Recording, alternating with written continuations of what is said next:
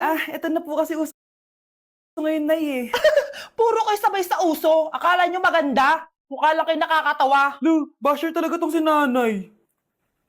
Buti pa si Kyle nag-aaral ng mabuti, hindi yung kung ano-ano ginagawa. Yun pala yun. Patingin nga anak. San nananan. Tatatak, tatak, tatak. Ano to anak? Lyrics po ng Asoka, Nay. Ayan po, anak ko! Sige na, ako na bahala dito. Kumalma ka muna.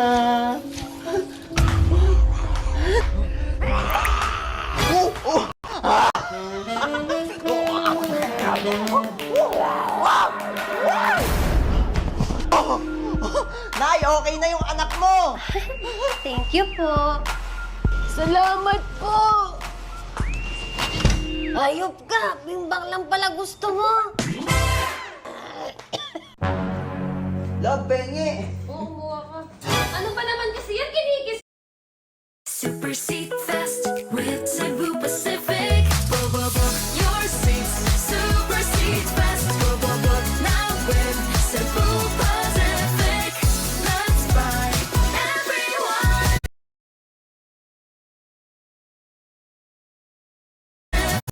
Babe, andito na ako.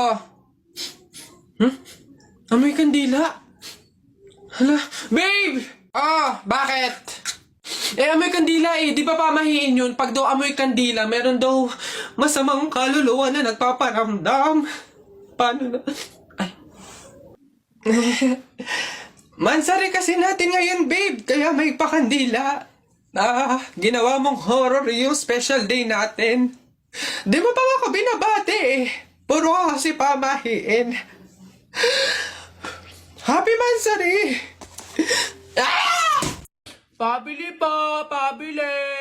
Oh, what's up, boy? Oh! Yari! English ba naman? Ano ba yan? Yeah, what do you want? Gigil talaga ako nito eh.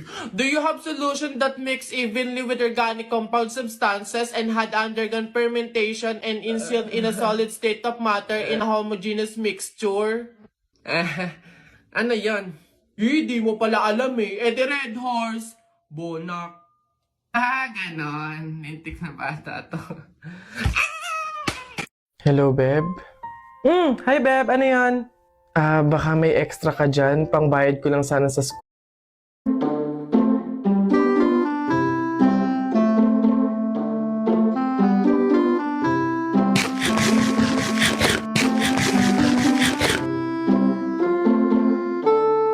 Hello mga friends, welcome back sa bagong video. So ngayon ay balita ko nga pala na si Real Life Selimash ay bibisita ngayon dito sa world. Okay, so syempre bago siya bumisita, gusto ko siya bigyan ng isang surprise. Magbe-build muna tayo ng house para maangas, di ba mga friend? Yan. Okay, so syempre 5 blocks high. You know, natutunan ko yan dati sa YouTuber na pinapanood ko dati nung bata pa ako. Laging 5 blocks high yung ginagawa nilang bahay. Pero syempre, pangit pa rin yan. Kailangan natin pagandahin ng sobra, you know, mga friend. Para ma-surprise talaga si Real Life Selimash kasi mamaya bibisita talaga siya dito, mga friend. You know, kailangan malupit ang ating gawa. Pero syempre, lagyan natin ng design kunyari. You know, ayoko naman ng pabox lang yung bahay natin, mga friend. You know, mabilisang bahay lang to. Pero syempre, dahil ako yung nag-build, magiging maganda to, mga friend. Yan ay mahilig yun si Selimash ng red. Lagay tayo ng red tulip. Magiging malupit to, guys. Yun oh. Oh, papi, panis. Yan, yung parang ganito. Yung parang ganyan. Pag ganyan, this is a lovely house, guys. Ewan ko na lang kung di niya pa to magustuhan. Panis, gumaganda. Ngayon, dinidesign na natin. Tinan mo. Oh, mas maganda tignan. Yung side din ng bahay. Yung side. Dapat maganda rin, di ba? Nalagyan natin ng ganyan. See? Speed build lang, speed build. O dito, may paganyan, dito may paganto. Iba naman yung design. Like, iba naman design natin dito. Kasi sa harap meron ng ani. So, gawin natin ganyan. Yan. Tapos, maglagay tayo ng pot. Yung para lalagyan ng yung flower pot. Ang lupit, guys. Ang lupit. Tapos lagyan natin ng stairs dito para syempre hindi. Wow! Dito sa kabila, dapat balance din. Katulad lang din ng ginawa natin kanina. Okay, tapos flower kailangan. Wait, may nakakalimutan tayo dito. Stairs dyan. And then stairs dito. Nice. Stairs dito. Oh my guys. So nice. Napakalupit ng build natin, mga friend. Ang ganda. What the flip? Diba, gumanda na agad. Ngayon, so kasi lagyan ng terrace yan sa taas yung pwede pumunta si Selimash dun sa taas. Alam niyo yan mga friend. Kaya ayusin natin tong sahig. Cover natin to ng mga wood. Kasi, syempre, this is a wooden house. Gusto kong gawing wood yung sahig. Panis, angas. Dito natin ilalagay ang malupitan nating stairs. Patanize, and then we're gonna put the window over here. It is small but terrible. It's the same design pero mas mapayat. You know? Oh my God, lupit. Don't forget the flower. Nice. Malupit. This is the very perfect window, you know? Oh my God, magugustuhan ni Selimash to. Makikita niya, uy, siguro malupit yung bahay na to. Pupuntahan niya talaga yan, guys. Titignan niya talaga yung bahay na to. Panis. Solid na yung bahay na to, guys. This is a very cute house. Kahit sa ang anggulo mo tignan, napakalupit. So, syempre, pagdating niya dito sa taas, dapat malupit pa rin yung scenery. Siya ay mabibighani sa ganda ng bahay na ito. We're gonna make a very malupitang second floor. Pero ang plano ko kasi dito, my friend, paglabas niya dito siya kakain, you know. Lalagyan natin to ng harang, you know, my friend. You know, para hindi siya malaglag. Clumsy pa naman yung si Selimash kung ano pinagagawa nun. Napakaganda. See? It's already so good. It's already so good. You know, magugustuhan niya talaga to. Okay, cover na natin to, my friend. You know, we gotta cover this. Alam nyo, magandang bahay to. It can be a good house for survival. Parang I feel like possible to sa survival talaga eh. Sobrang possible na ito gawin sa survival. Oh my gulay, my friend. And napakaangas pa. Bakit hindi kasi ganito yung mga bahay na binibuild ko pag nagsusurvival ako eh. Alam mo yun? Yan. Maganda. O yan, mas better. Oh my gulay, mas better. And then dito, ganun lang gawin natin sa katulad sa kanina. Okay, we gonna make a very malupitang window. Huwag na ganyan. Pangit yan. Alam nyo kung bakit? Kasi, bakit? Oh my gulay, my friend. And See? Kaso hindi siya hindi siya masyado kita eh. Dapat mas darker. Wait, parang ang pangit yan. Gawin natin ganito. Yan oh, sa ganyan. Oh my God, lupit. That's actually so good. Tapos dito na yon. Ang gagawin natin dyan, yung katulad lang din ng kanina. Okay? Para consistent ang ating design. Right. Am I right? Ganahan ka na kumain yan kapag nakakita ka ng ganyan. For sure, magugustuhan ni Selimash to. You see what I'm talking about? Wala na finish na panalo na. Wala na finish na lupit. Very nice. And do not forget the red tulip. You know, alam nyo mga friend, favorite ko rin yung red tulip, mga friend. Is my favorite flower in the game kasi color red siya and simple lang and maliit lang and you know, hindi masyadong complicated. And ngayon dito na tayo sa entrance. Ano kaya to? Paano natin gagawin yung entrance? Dapat paano siya magmumukhang maangas? Paano natin papagandahin yung entrance? Malapit na si Selimash dumating. Naku, baka dumating siya nang di pa tayo tapos mag-decorate. Don't panic. Malapit na siya, nako. Sana hindi mo na siya pumunta. Okay. That's good. Now, the torches. Okay, dito na tayo sa interior. Interior na tayo. Okay. Madali lang to. This is pretty easy. Yeah, I think it's gonna be good. Nai-stress ako dito sa itsura ng bubong na to. Pero wala na kasi tayong time, pupunta na si Selimash. Ngayon, i-clear natin yung mga items natin. Dito tayo sa interior.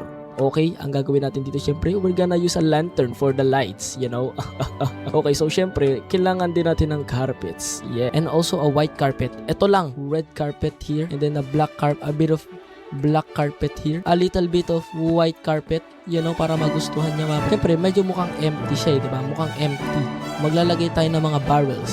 And a bookshelf. Tama, bookshelf. Ngayon, dito, lagay tayo ng ganito, ganyan. Tapos, ganyan. Syempre, maglalagay tayo kunyari ng brewing stand. Kunyari may brewing stand and also anvil para sa decorations lang. Brewing stand. Dito. Maganda ilagay yung lantern. Diba? Tapos, pagdating naman dito, maglalagay tayo ng painting. Tama.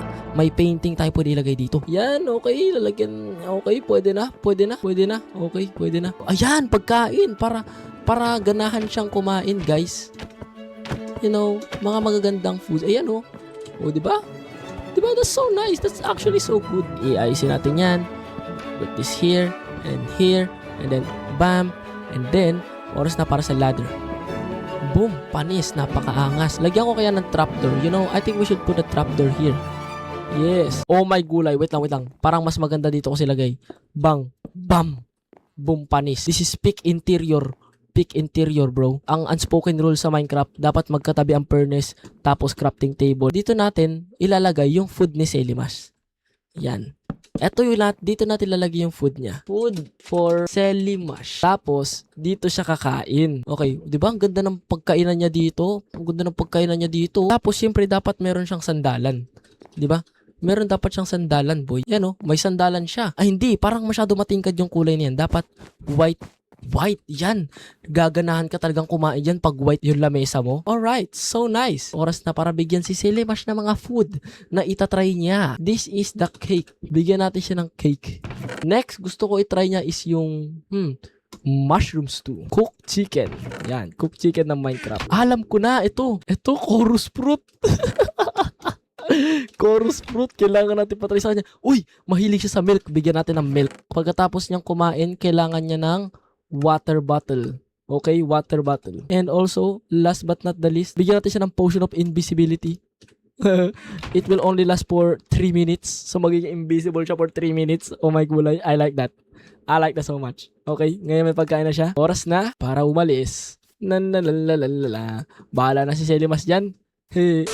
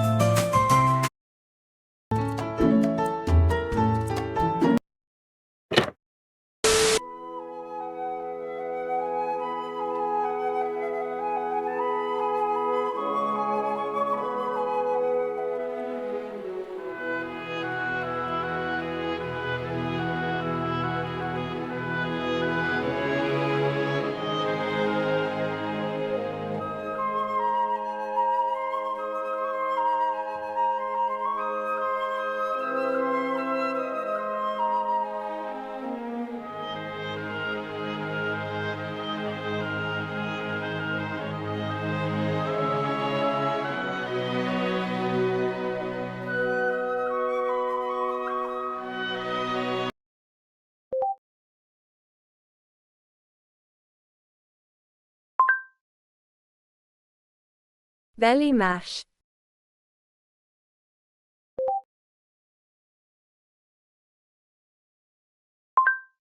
Silly mash Minecraft. Oh my kulay. Good morning,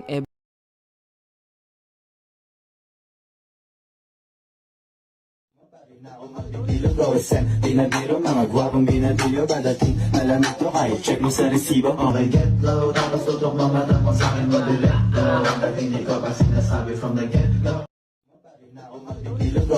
Pinabiro mga gwapong binabilo Badating malamig to kahit check mo sa resibo Okay, get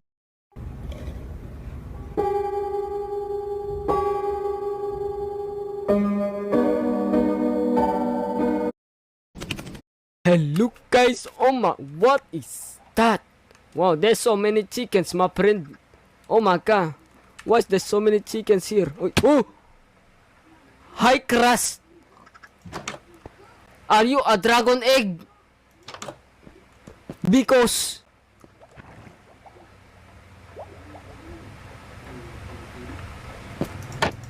you're one of a kind. Hey, send this to your crush. Hello.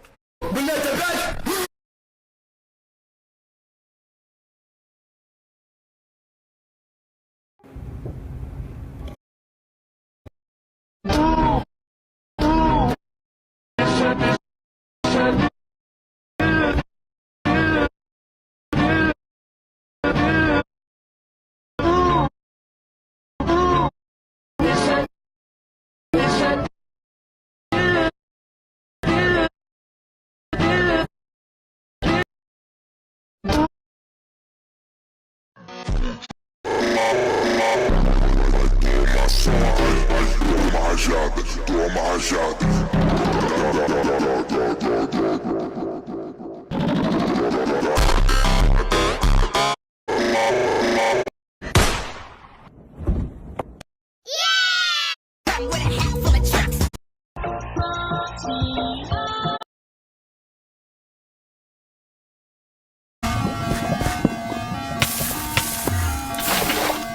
damn it, Duke Quivers, you are gonna pay for that!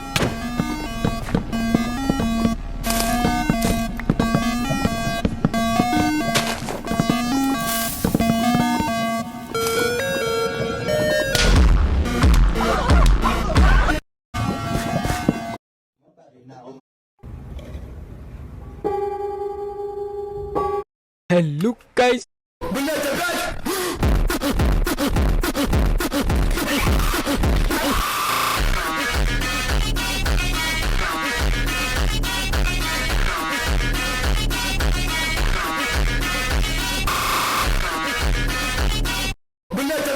Salitang ng salitang pagmamahal kung hindi mo naman kaya manindigan sa uli.